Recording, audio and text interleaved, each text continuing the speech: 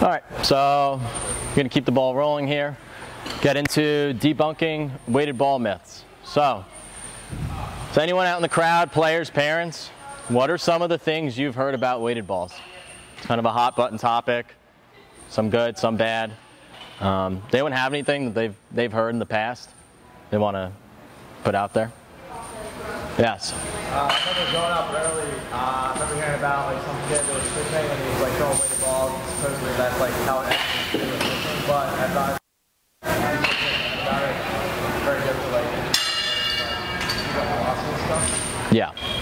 Yeah. So I think with anything that's deemed to be a different training method, you're going to get people on both ends of the spectrum of, hey, I used weighted balls and something, I got hurt, or I used weighted balls and my velocity gain, I went up 10 miles an hour.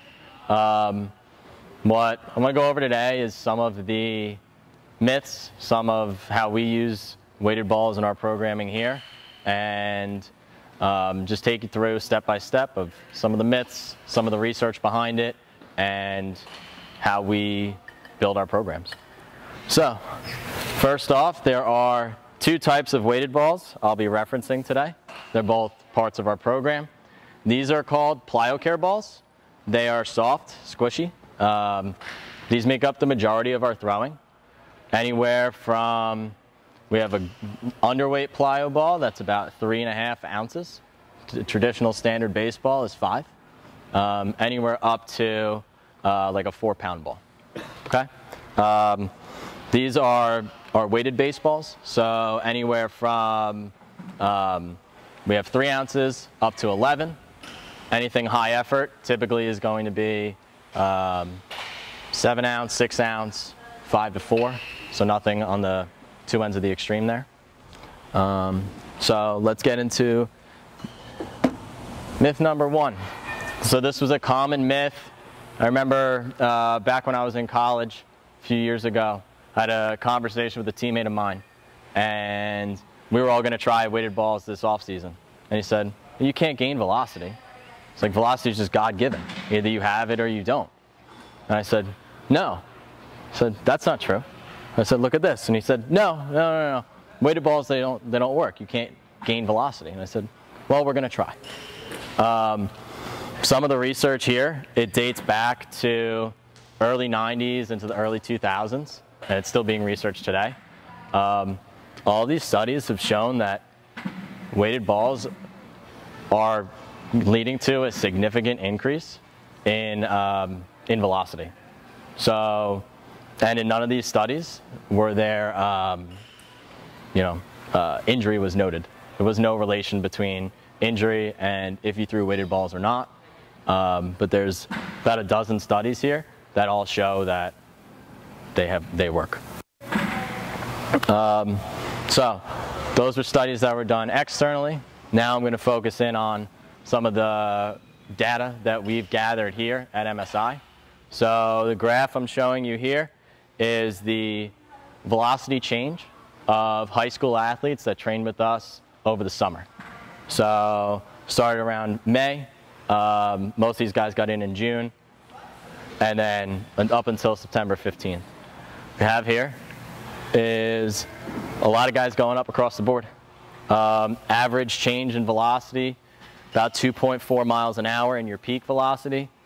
Average change in your average velocity compared to a baseline, around 1.9. What's notable about this is that only one athlete on here was on any kind of velocity enhancement program. So these guys were playing summer ball. They were all in season. We were managing their stress and managing their workload in here so that they could be ready to throw on weekends. So when guys are in season, programs get a lot less, they aren't aggressive. They are typically, guy comes in, he's going to throw 1 pen a week, work on whatever he wants to work on that week, whether it's something, a certain pitch, whether it's something mechanical, whether it's, hey, I just need to try to throw hard today. And then let's get you ready for the weekend so you can go out in front of college coaches and showcase your abilities. So that's something I was really happy with the results of A lot of these guys got after it with Rob. A lot of these guys got after it down here, and we had some pretty good results. So the next slide, these are our college guys. We had around 20, 25 college arms in over the summer. I only chose 7 to take a look at because these were the 7 guys that were in here to train. These are the 7 guys that said, I'm not playing baseball right now, I'm only here to train. We had about 10, 12 guys that were playing summer ball. So those guys were on maintenance programs. Again, we weren't doing anything too aggressive. They were getting their work in the weight room. And then on my side, we were just making sure they were ready for the weekend or when they had to pitch. And then we had another handful of guys that were rehabbing. Yes? So you attribute the majority of that increased velocity just on a weighted ball program? I attribute it to a combination of throwing weighted balls, lifting upstairs, some mechanical changes that were made and improvements. These guys, none of these guys were on the same program. So it was sort of, what did that athlete need? Let's build out a plan, and then let's get after it. Yeah. Yeah. Okay. So we've seen through some of the data over many years that weighted balls do in fact work. So, all right, they work. Next myth, weighted balls are dangerous. Okay, very common one. First thing I like to say with that is any tool can be dangerous if it's not used appropriately. Same with anything in a weight room, anything throwing wise. If you're not monitoring volume, intensity, workload, not talking to the athletes, hey, how do you feel today?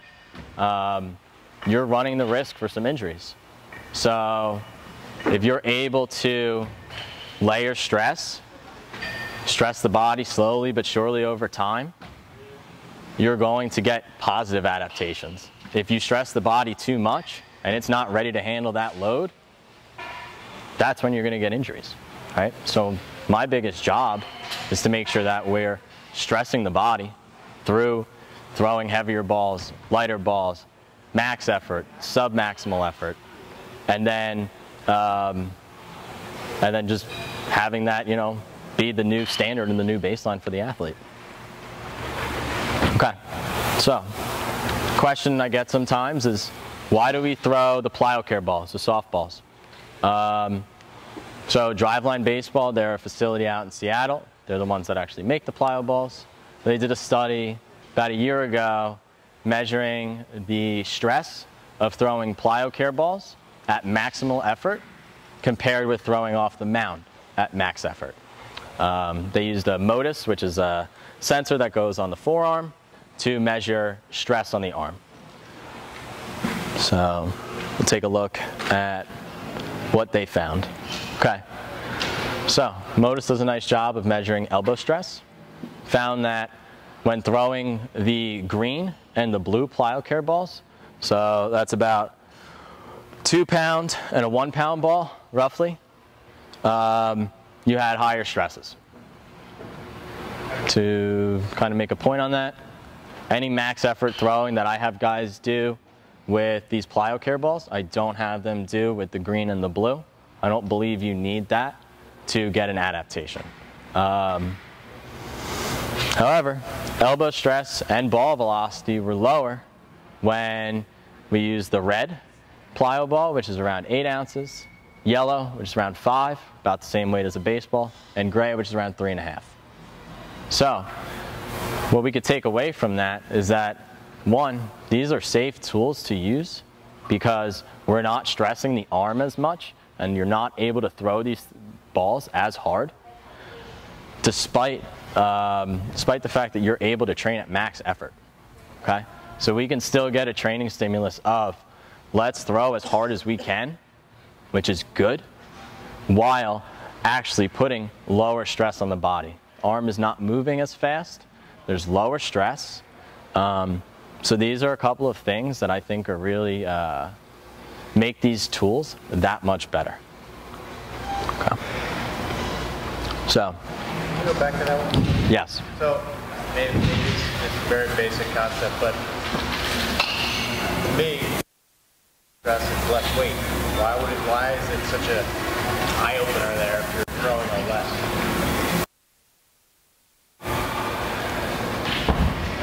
So, why would there be less stress with a... Say that a 2-pound ball or a 1-pound ball created more stress than a 9-ounce or 7-ounce. I mean, Yeah. Maybe that's just biomechanics. Some of that, so some of the theory going around was that heavier balls were going to stress the arm more. That was the thing that they were testing, is that you would get, if you're throwing a ball that's heavier, it's going to be harder for your body to move. It's going to create higher stress levels. They found that somewhat with the green and the blue plyo ball, but with the red one, found that stress was much lower.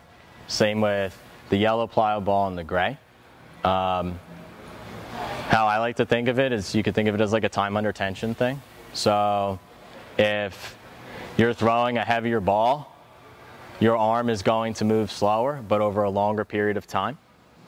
If you're throwing a lighter ball, your arm will move faster. There'll be higher, say like peak stress, but then the time under tension, the amount of time that your arm is laying back and moving forward will be less than, say, a 5-ounce ball.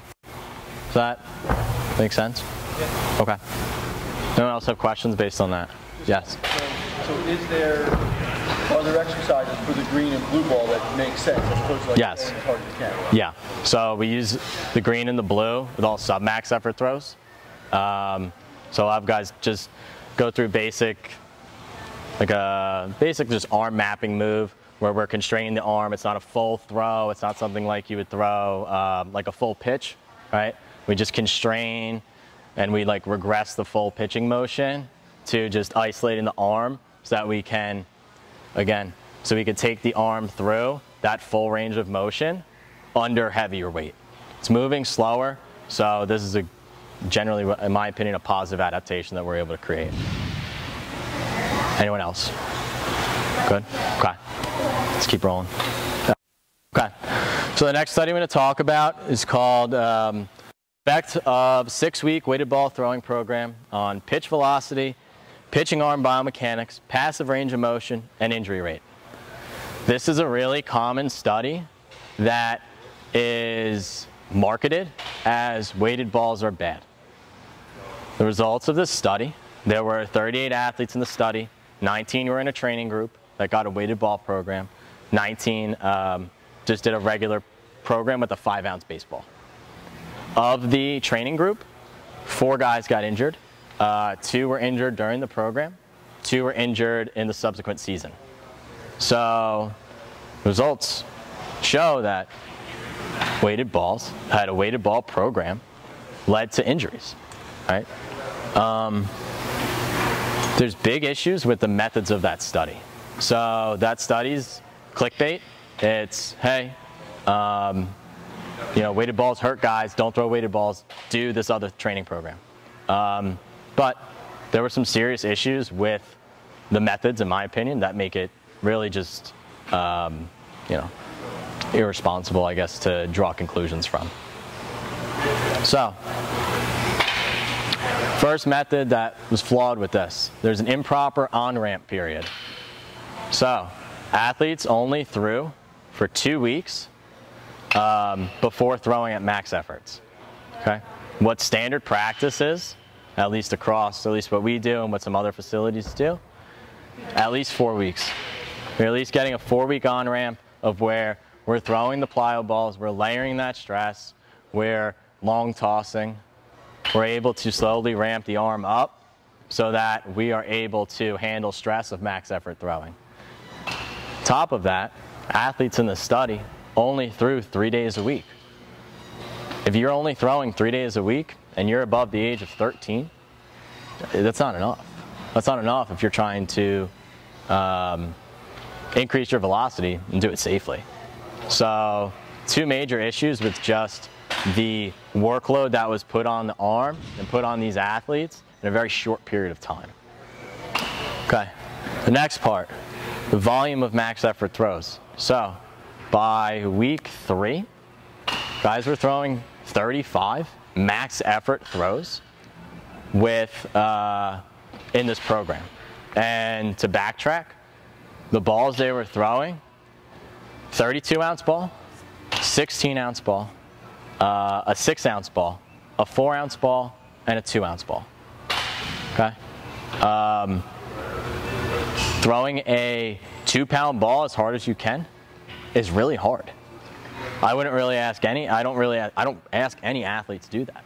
Throwing a 1-pound ball, you know, a plyo ball, that might that's still really aggressive, especially because the athletes in the study were high school age. They were about average age was 15. Athletes are anywhere from 13 to 18 years old.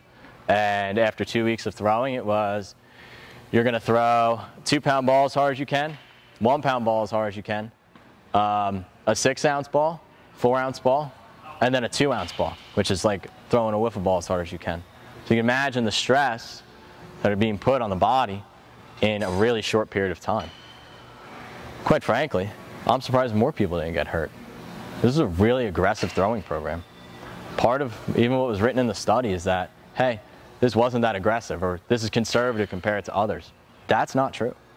That is not true. No program I've ever seen was as aggressive as the one written for this. So while I do commend Mike Reinold and the group that did the study, because it's important to do research and important to get, contribute new information, there's some serious flaws here. So next time someone's citing research and they say, hey, this research study shows that weighted balls are bad, read it.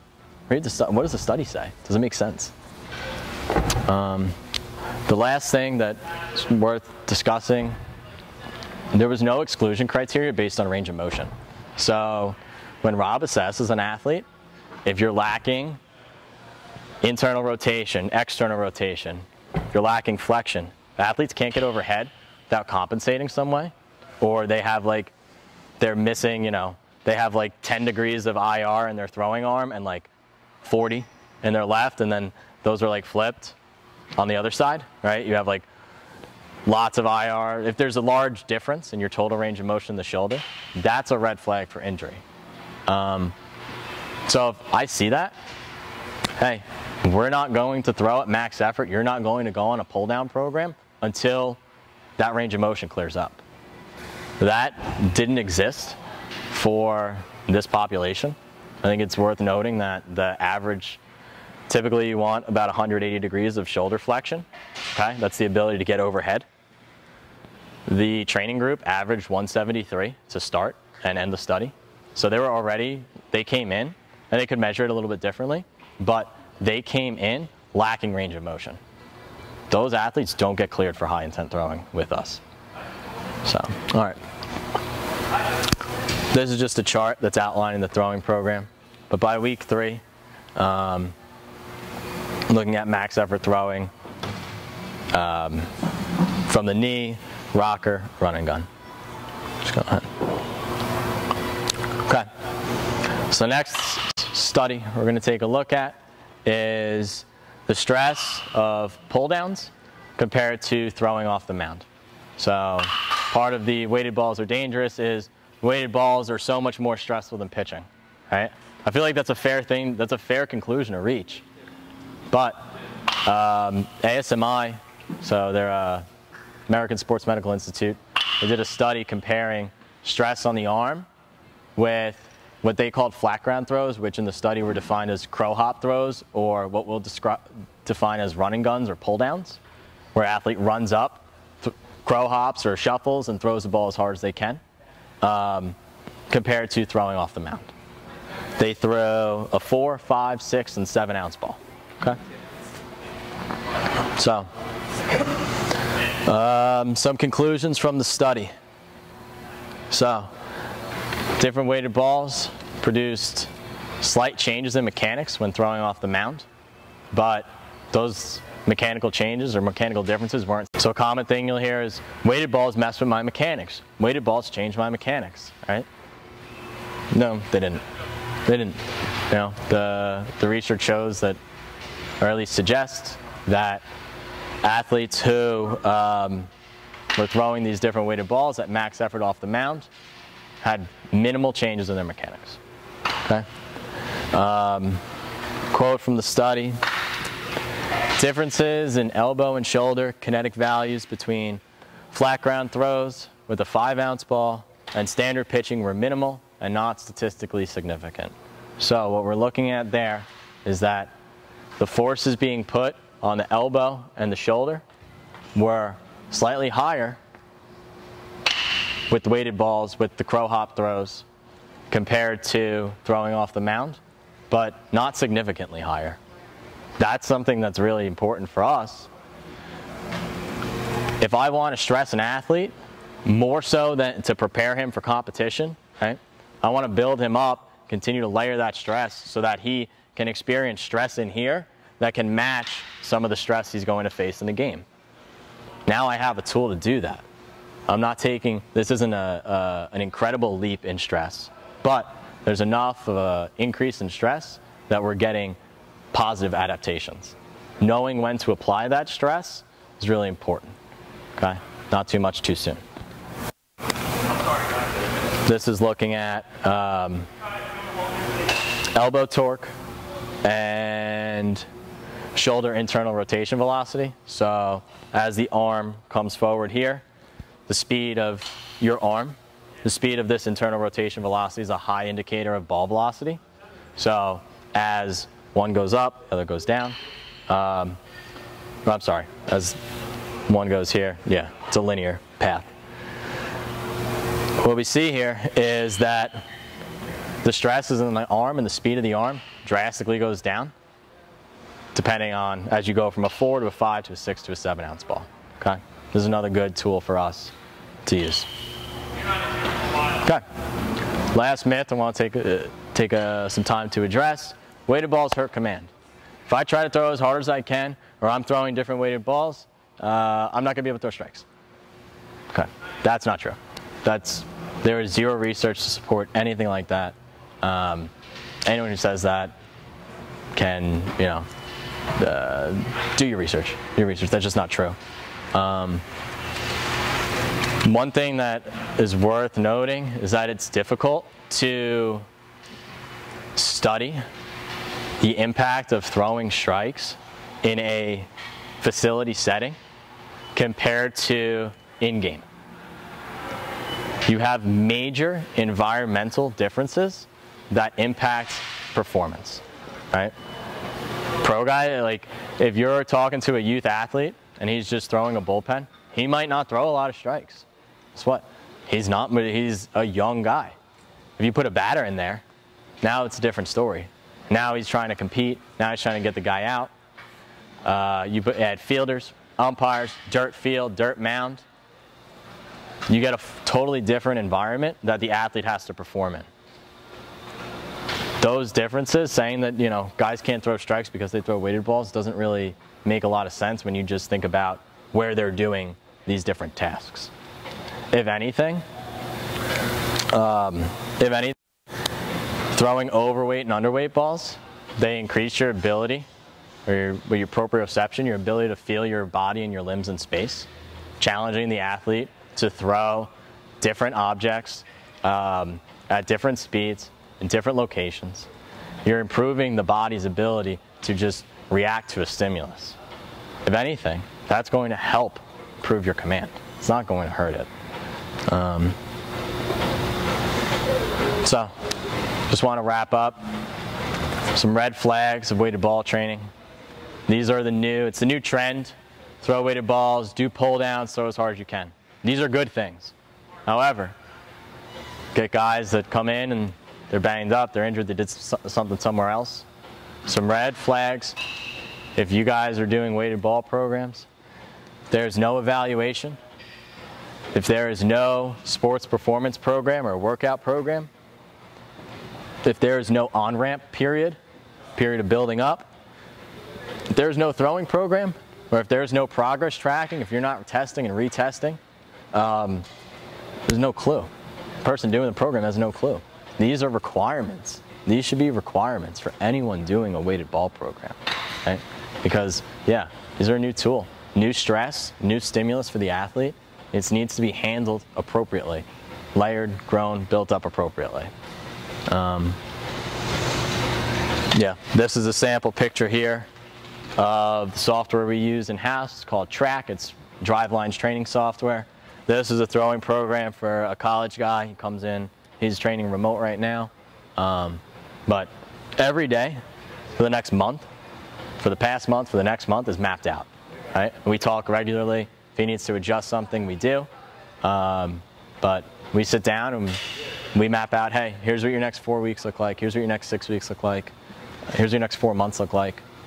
A lot of the high school guys that are coming in, they're just wrapping up with fall ball, right? Every single one of them is sitting down with us and saying, hey, what went well with your season? What do you want to work on this off season? And then we lay out a rough timeline. Okay, you know, we're not going to do a lot of throwing in November. December, we're going to build you up. January, we're going to do our pull downs. February, we're going to transition you to the mound and get you ready for the season. So there's a plan in place for every single athlete in here.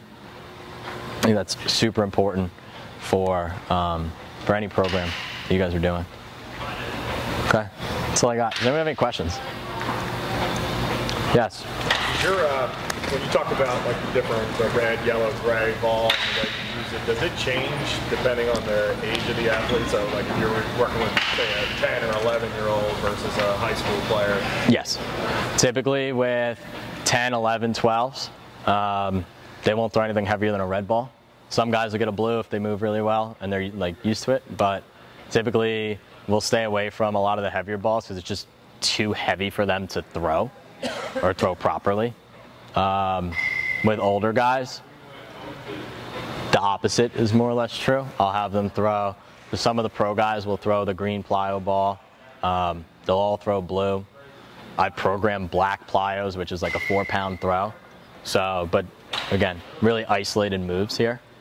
But yeah, as you're able to handle stress and handle that load, you'll get heavier. And if you can't, if you don't move well, you can't control your limbs, we're going to keep it pretty conservative. Yes? You mentioned long toss. Yes. Also, players not throwing enough. Yep. How do you see that in conjunction to having a weighted ball program? And are you talking in season or out of season? It's a good question. I think in terms of throwing volume, right, it's typically good to take some time off from throwing. Whether you're a youth athlete or high school, college, or professional, some time off, to whether it's to regain range of motion. Sometimes it's a mental thing. Hey, I just don't want to pick up a baseball for a month. So being able to manage the workload over the course of not only just like 4 weeks, but really over a course of a year is really important, and how to factor that in. In terms of like using plyo balls and using weighted balls, we'll do that year round with guys.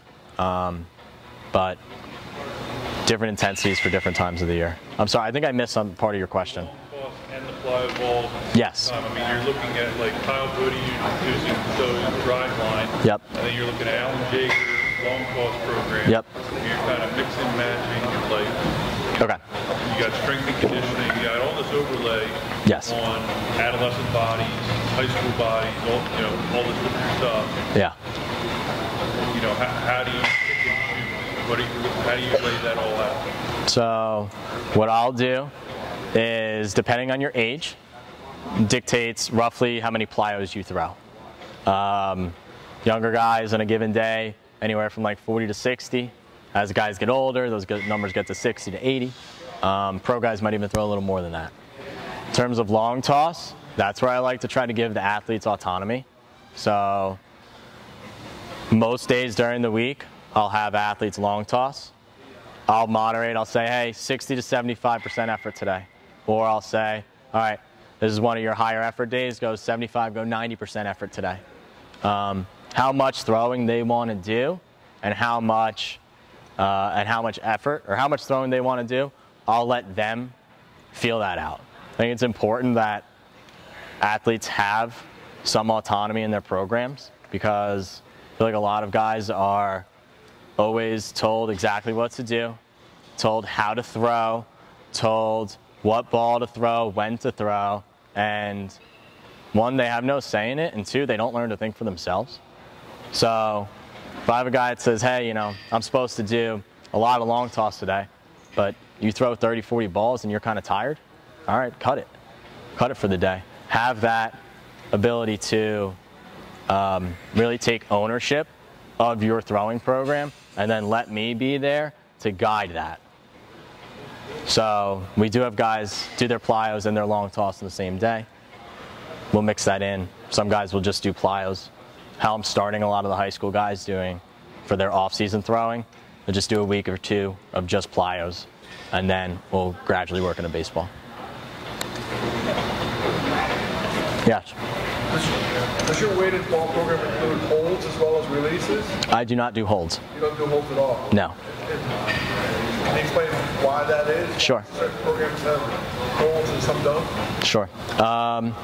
So weighted ball holds, part of the way that they were taught is that they teach your arm to decelerate.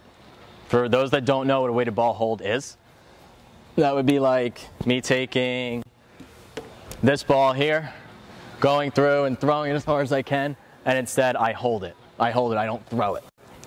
I don't like the mechanical adaptations that could cause. So what you see when guys try to hold the ball is that they muscle up here. They're very tense in their forearm and their arm throughout the throw, and then the arm actually doesn't lay back. So we're going through a full range of motion, or sort of a full range of motion, but then we're cutting it short. That I don't think is an effective way to train your arm to decelerate. I think there's better ways to train that. So that's one of the reasons why we don't use weighted ball holds. Yes? It's not really beneficial to that there's like not really big difference in the mechanics between weighted balls and regular baseball as well. So when you guys are like doing long tosses and also like doing weighted balls, focus on like mechanical changes.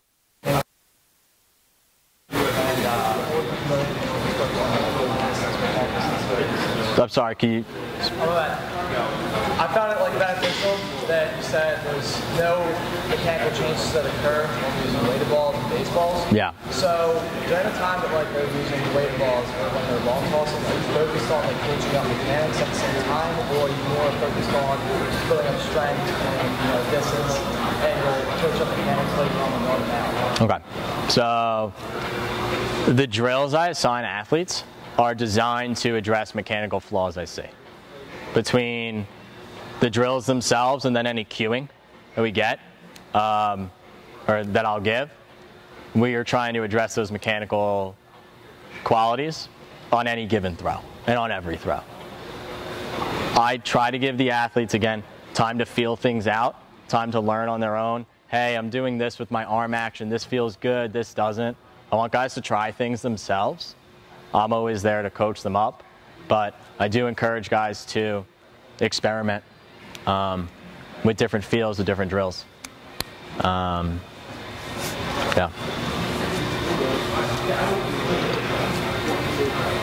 So, any other questions? Okay. All right, great. Thank you, guys.